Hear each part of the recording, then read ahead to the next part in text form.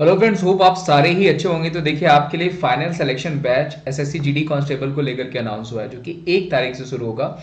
मेरा भी इसमें क्लास है, आप देख सकते हैं। विमलेश यादव, बाकी अदर जो एजुकेटर हैं उनकी भी क्लासेस हैं। लेकिन 1 तारीख से स्टार्ट हो जाएगा आपका। 20 जनवरी तक ये बैच कोर्स चलना है। बहुत ही अच्छे अच्छे जो है कि इसमें क्वेश्चंस लिए जाएंगे। एकदम रिजल्ट ओरिएंटेड कोर्स होगा। सारे एजुकेटर्स आपको इंग्लिश भी पढ़ाएंगे, मैथ्स के भी, रीजनिंग के, प्लस जी के और जीए मैं पढ़ाऊंगा। तो मैं आपसे ये कहूंगा कि अगर आप प्रिपरेशन कर रहे हैं तो आप जल्दी से इस पूरे कोर्स में एनरोल कर लीजिए। अगर आपको प्लस सब्सक्रिप्शन लेना है तो आपको विमलेस@14 कोड देना, टाइप करना होगा, जिससे आपको 10% का ऑफ हो जाएगा। और मैं आपको बताऊं, सिर्फ 799 रुपीज़ का ये जो है बैच इस बार लॉन्च किया गया है, जिसमें आपको ई बुक्स भी दिए जाएंगे। 120 घंटे का जो है इंटेंसिव कोर्सेज क्लासेस होंगे, कि क्विक कवरेज ऑफ सिलेबस होगा, प्लस मैं आपको उसके अलावा रिवीजन क्लासेस भी कराऊंगा। तो मैं आपको यही कहूंगा कि इस एसएससी जीडी बैच में आप इनरोल कर लें, जल्दी से इसका सब्सक्रिप्शन ले लें। मात्र 799 रुपीज़ का है। तो मैं यही कहूंगा, जल्दी से इसका सब्सक्रिप्शन लेकर के इस बैच कोर्स का फायदा उठाएं। चलिए आगे की वीडियो देखते हैं। नमस्कार, स्वागत है आप सभी का शिक्षा सिटी के यूट्यूब चैनल में। आज के इस वीडियो में हम मानव रोग के टॉपिक को और आगे बढ़ाएंगे तथा यह मानव रोग के टॉपिक का हमारा पार्ट 2 है। इससे पहले हमने जो कल मानव रोग का पार्ट 1 अपलोड किया था, उसमें हमने संक्रामक रोगों के बारे में पूरे डिटेल में बात की थी। आज के पार्ट 2 में हम असंक्रामक रोगों के बारे में जानेंगे कि असंक्रामक रोग होते क्या हैं तथा इस असंक्रामक रोग में कौन कौन से रोगों को सम्मिलित किया जाता है। तो पूरे डिटेल के साथ हम आज असंक्रामक रोगों के बारे में बात करेंगे। तो चलिए वीडियो को शुरू करते हैं। सबसे पहले आपको पता होगा, मैंने कल बताया था कि संक्रामक रोग क्या होते हैं। तो संक्रामक रोग जो होते हैं वे जीवों में एक दूसरे के संपर्क में आने पर फैलते हैं। क्या होते हैं संक्रामक रोग? जीवों के एक दूसरे के संपर्क में आने पर जो रोग होते हैं उन रोगों को हम संक्रामक रोग कहते हैं। परंतु कुछ ऐसे भी रोग होते हैं जो एक व्यक्ति से दूसरे व्यक्ति में स्थानांतरित नहीं होते, यानी एक व्यक्ति से दूसरे व्यक्ति में नहीं पहुंचते हैं। तो उस प्रकार के रोग को हम असंक्रामक रोग कहते हैं। वही बात यहाँ पे लिखी हुई आप देख रहे हैं। सभी रोग जो होते हैं एक व्यक्ति से दूसरे व्यक्ति में नहीं पहुंचते हैं। जो रोग एक व्यक्ति से दूसरे व्यक्ति में स्थानांतरित नहीं होते हैं उन रोगों को हम असंक्रामक रोग कहते हैं। जिसे आप याद रखिएगा, जो रोग एक व्यक्ति से दूसरे व्यक्ति में स्थानांतरित नहीं हो पाते हैं उन रोगों को हम असंक्रामक रोग कहते हैं। तो इसे आप याद रखिएगा। इसके कुछ उदाहरण हैं, जैसे हीनता जन्य रोग, आनुवांशिक रोग, ह्रासित रोग, एलर्जी और कैंसर। ये सभी उदाहरण हैं असंक्रामक रोग के। तो इन्हें आप याद रखिएगा। इसके बाद हीनता जन्य रोग क्या होता है, आइए इसके बारे में बात कर लेते हैं। तो इसको हम कहते हैं डिफिशियंसी डिजीज। क्या कहते हैं इसको इंग्लिश में? हम डिफिशियंसी डिजीज। ऐसे रोग शरीर में अनेक पदार्थों की कमी से होते हैं। जो हीनता जन्य रोग होते हैं वे शरीर में अनेक प्रकार के पदार्थों की कमी से, जैसे किसी के शरीर में प्रोटीन की कमी हो जाती है, किसी के शरीर में कैल्शियम की कमी हो जाती है, किसी के शरीर में विटामिन की कमी हो जाती है। तो इन पदार्थों की कमी की वजह से जो रोग शरीर में होते हैं उन रोगों को हम कहते हैं हीनता जन्य रोग। आइए इसके बारे में हम बात कर लेते हैं। तो हीनता जन्य रोग में सबसे एक मेन इंपॉर्टेंट होता है रोग मैरेस्मस का। क्या होता है? जो मैरेस्मस का रोग होता है, मैरेस्मस इसको कहते हैं। इसका पूरा नाम होता है, यहाँ पे थोड़ा सा मिस्टेक है, इसको कहते हैं मैरेस्मस, ऐसे होता है। तो यह होता है मैरेस्मस का रोग। तो मैरेस्मस का जो रोग होता है यह होता है प्रोटीन की कमी से। किसकी कमी से? तो मैरेस्मस का जो रोग होता है यह प्रोटीन की कमी से होता है। यहाँ पे आप देख रहे हैं यह जो बच्चा है यह मैरेस्मस से पीड़ित बच्चा है। इसके शरीर में प्रोटीन की कमी है। प्रोटीन की कमी के कारण इसको जो है मैरेस्मस रोग हो गया है। तो इस रोग में जो है बच्चे सबसे अधिक प्रभावित होते हैं। ये बात आप नोट डाउन कर लीजिएगा। जो मैरेस्मस रोग होता है, जो मैरेस्मस बीमारी होती है, इसमें जो बच्चे होते हैं, छोटे बच्चे, वे सबसे अधिक प्रभावित होते हैं। पॉइंट आप नोट डाउन कर लीजिएगा। ये कई बार एग्जाम में पूछा गया है कि जो मैरेस्मस बीमारी होती है उसमें सबसे ज़्यादा कौन प्रभावित होता है। तो उसमें आपको 4 ऑप्शन दिए गए होते हैं। तो पहला ऑप्शन आपके पास रहेगा वयस्क होते हैं, या बूढ़े लोग होते हैं, या बच्चे होते हैं, या उपयुक्त सभी। तो जो मैरेस्मस रोग होता है इससे सबसे अधिक मात्रा में बच्चे प्रभावित होते हैं। तो इसे आप नोट डाउन कर लीजिएगा। इसके बाद मैरेस्मस रोग में पेशियों तथा वसा ऊतकों का क्षय हो जाता है। जो मैरेस्मस रोग होता है इसमें पेशियों और वसा ऊतकों का क्षय हो जाता है। इसमें रोगी दुबला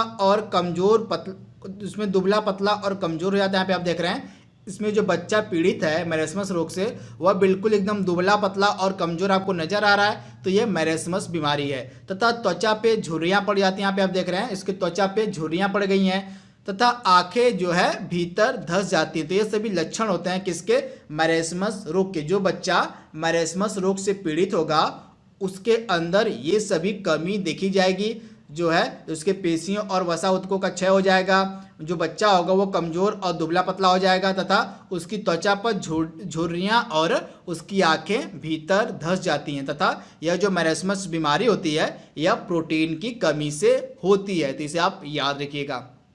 इसके बाद आता है क्वासी-ओरकर रोग। यह क्या होता है? यह भी जो है प्रोटीन की कमी से होता है। यहाँ पे आप देख रहे हैं ये क्वासी-ओरकर कमी से मतलब क्वासी-ओरकर रोग से पीड़ित बच्चा है तथा जो रोग है यह प्रोटीन की कमी से होता है। तथा रोगी के रक्त में प्लाज्मा के प्रोटीन की कमी मतलब जो है रोगी के रक्त में, जो रोगी का रक्त होता है इस रोग से जो पीड़ित होता है व्यक्ति, उसके रक्त के प्लाज्मा में प्रोटीन की कमी हो जाती है। तो रोगी के रक्त के प्लाज्मा में प्रोटीन की कमी हो जाती है तथा इस कारण से उसके पेट और पैर जो होते हैं फूल जाते हैं तथा त्वचा सूखकर पपड़ी हो जाती है। तो ये सभी लक्षण हैं। जो भी व्यक्ति क्वासी-ओरकर से पीड़ित होगा उसके रक्त के प्लाज्मा में प्रोटीन की कमी हो जाएगी, इसके कारण से उसका पेट और जो होता है पैर फूल जाता है और त्वचा सूख कर क्या हो जाती है? पपड़ी हो जाती है। तथा इसमें जो लीवर होता है, जो यकृत होता है, उसका भी क्षय हो जाता है क्वासी-ओरकर रोग में। तो यह प्रोटीन की कमी से होता है तथा ये किस कैटेगरी का है? तो यह हीनता जन्य कैटेगरी का रोग है, यानी कि डिफिशियंसी कैटेगरी का रोग है। डिफिशियंसी कैटेगरी मैंने आपको क्या बताई थी? ऐसे रोग जिनमें अनेक पदार्थों की कमी हो जाती है, जैसे हमारे शरीर में प्रोटीन की कमी हो गई, कैल्शियम की या विटामिन की। तो इन पदार्थों की कमी के कारण जो रोग होते हैं हमारे शरीर में उनको हम कहते हैं हीनता जन्य रोग या डिफिशियंसी रोग। इसी रोग के अंतर्गत आते हैं क्वासी-ओरकर और मैरेस्मस। तो दो रोगों के बारे में हमने बात कर ली। ये दो रोग लगातार एग्जाम में पूछे जाते हैं, इन्हें आप जरूर याद कर लीजिएगा। इसके बाद हम बात करेंगे हृदय रोग के बारे में, हार्ट डिजीज़ के बारे में। तो बहुत प्रकार के हृदय रोग होते हैं, उनको वन बाय वन करके हम बात करेंगे। तो सबसे पहले हम बात करेंगे एथेरोस्क्लेरोसिस के बारे में। तो यह क्या होता है? यह हृदय की धमनी से संबंधित रोग होता है। यह जो एथेरोस्क्लेरोसिस होता है यह हृदय की धमनी से संबंधित रोग होता है। इस रोग में धमनी की दीवार पर कोलेस्ट्रॉल तथा अन्य लिपिड पदार्थ जमा हो जाते हैं। यह जो रोग होता है यह हृदय की धमनी से संबंधित रोग होता है तथा इस रोग में धमनी की दीवार पर कोलेस्ट्रॉल और अन्य लिपिड पदार्थ जमा हो जाते हैं तथा इस रोग में हृदय में रुधिर की जो आपूर्ति होती है वह बंद हो जाती है। तो इसे आप याद रखिएगा। इसके बाद हृदय शूल यानी एंजीना पेक्टोरिस, यह भी हृदय संबंधी रोग है। इस रोग में क्या होता है? अत्यधिक मानसिक तनाव के कारण, कठोर परिश्रम के कारण, अत्यधिक आहार के कारण कभी कभी हृदय को ऑक्सीजन की पूर्ति बाधित हो जाती है, जिससे सीना व बाईं भुजा में दर्द होता है। तो यह हृदय शूल क्या होता है, किस कारण से होता है? अत्यधिक मानसिक तनाव के कारण होता है, कठोर परिश्रम के कारण होता है या अत्यधिक आहार के कारण कभी कभी हमारे हृदय तक ऑक्सीजन की जो पूर्ति होती है वह नहीं हो पाती है। इस कारण से जो है हृदय शूल नामक रोग हो जाता है। इस रोग में सीना और बाएं भुजा में दर्द उत्पन्न होता है। इसके बाद हृदय घात यानी कि हार्ट अटैक क्या होता है? तो कभी कभी उच्च ताप यानी हाई ब्लड प्रेशर, तनाव के कारण, मोटापा, अधिक वसायुक्त भोजन सेवन करने से हृदय को शुद्ध रक्त की आपूर्ति नहीं हो पाती है तथा हृदय का स्पंदन रुक जाता है। हृदय मतलब जो हार्ट अटैक आता है इसमें क्या होता है? मान लीजिए किसी व्यक्ति को उच्च रक्तचाप है, किसी व्यक्ति के अंदर तनाव बहुत ज़्यादा है या किसी व्यक्ति का जो मोटापा है वह बहुत ज़्यादा बढ़ गया है तथा अधिक वसा सेवन करने वाला जो व्यक्ति होता है उसके शरीर को जो है कभी कभी शुद्ध रक्त की आपूर्ति नहीं हो पाती है, तथा शुद्ध रक्त की जब हमारे हृदय को आपूर्ति नहीं होगी, हमारे हार्ट को शुद्ध रक्त की आपूर्ति नहीं मिलती है, तब हमारा जो हृदय होता है वह स्पंदन करना बंद कर देता है। जब स्पंदन करना हमारा हृदय बंद करता है तो उसी समय हृदय घात यानी हार्ट अटैक आ जाता है, तथा इस हार्ट अटैक में सीने में तेज दर्द उत्पन्न होता है, पसीना आने लगता है, जी मचलना और बाहों में दर्द इत्यादि जो होते हैं ये हृदय घात यानी कि हार्ट अटैक के लक्षण होते हैं। तो इन्हें भी आप याद रखिएगा। इसके बाद हृदय की एक और बीमारी है जो फेमस बीमारी है, उच्च रक्तचाप यानी कि हाइपरटेंशन। ये क्या होती है? तो अत्यधिक रुधिर दाब के कारण अधिक तनाव की स्थिति उत्पन्न हो जाती है। इसमें क्या होता है? उच्च तनाव में यानी हाइपरटेंशन में क्या होता है?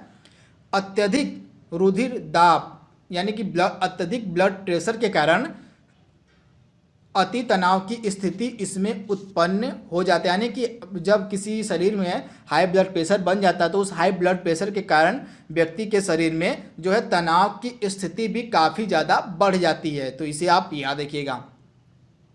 इसके बाद असंक्रामक रोगों में आते हैं एलर्जी। तो एलर्जी क्या होता है? एलर्जी कुछ बाह्य पदार्थों जैसे धूल, धुआं आदि के प्रति संवेदनशील होती है। जो एलर्जी नामक बीमारी होती है वह धूल और धुआं के प्रति संवेदनशील होती है। एलर्जी में सर्दी, सिर दर्द और अस्थमा इत्यादि जो होता है इसके कारण एलर्जी के कारण हो सकते हैं। तो मन एलर्जी के कारण क्या क्या हो सकता है?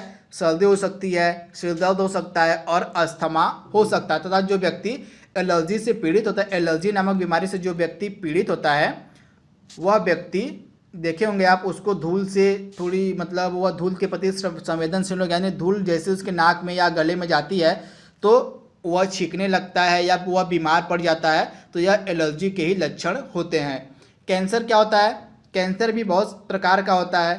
तो कैंसर में सबसे पहले होता क्या है आप जान लीजिए। कोशिकाओं के अनियंत्रित विभाजन के कारण होने वाला जो रोग होता है उसको हम कैंसर कहते हैं। कैंसर क्या होता है? कोशिकाओं के अनियंत्रित विभाजन के कारण होने वाले रोग को हम कैंसर कहते हैं। कैंसर के बहुत सारे प्रकार होते हैं। कौन कौन से प्रकार होते हैं? एक हो गया लिम्फोमा हो गया, उसके बाद ल्यूकेमिया हो गया, उसके बाद सार्कोमा हो गया और कार्सिनोमा हो गया। ये सही प्रकार हैं कैंसर के। आइए वन बाय वन करके इनके बारे में बात करते हैं। सबसे पहले लिम्फोमा किस प्रकार कैंसर होता है? तो अस्थि मज्जा, प्लीहा, यकृत आदि में इस प्रकार का कैंसर होता है। अस्थि मज्जा में यानी बोन मैरो में, प्लीहा में और यकृत में जो कैंसर होता है उसको हम लिम्फोमा कैंसर कहते हैं। उसके बाद ल्यूकेमिया कैंसर क्या होता है? यह वाइट ब्लड सेल्स यानी कि जो हमारी श्वेत रक्त कणिकाएं होती हैं उनकी संख्या में अत्यधिक बढ़ोतरी के कारण उत्पन्न होता है। जो ल्यूकेमिया कैंसर होता है वह वाइट ब्लड सेल्स की संख्या में अत्यधिक बढ़ोतरी के कारण उत्पन्न होता है। उसके बाद सार्कोमा कैंसर क्या होता है? यह रक्त, पेशियों, उपास्थि और अस्थि में होने वाला कैंसर है। रक्त में यानी कि ब्लड में, पेशियों में, उपास्थि में और अस्थि में होने वाले कैंसर को हम सार्कोमा कैंसर कहते हैं। उसके बाद कार्सिनोमा कैंसर क्या होता है? यह त्वचा में, स्तन में, मस्तिष्क में और गर्भाशय में होता है। यानी त्वचा में, हमारी स्किन में, स्तन में और गर्भाशय में होने वाले कैंसर को हम कार्सिनोमा कैंसर कहते हैं। तो ये कैंसर के प्रकार थे, ये भी लगातार एग्जाम में पूछे जाते हैं। तो दोस्तों यहाँ पे हमने असंक्रामक रोगों को भी हमने कवर कर लिया है। आई होप आपको वीडियो पसंद आया होगा। इस तरह से हमारा जो मानव रोग का टॉपिक है वो पूरी तरह से कंप्लीट होता है। तो आज के लिए बस इतना ही। Thank you, thanks for watching, thank you.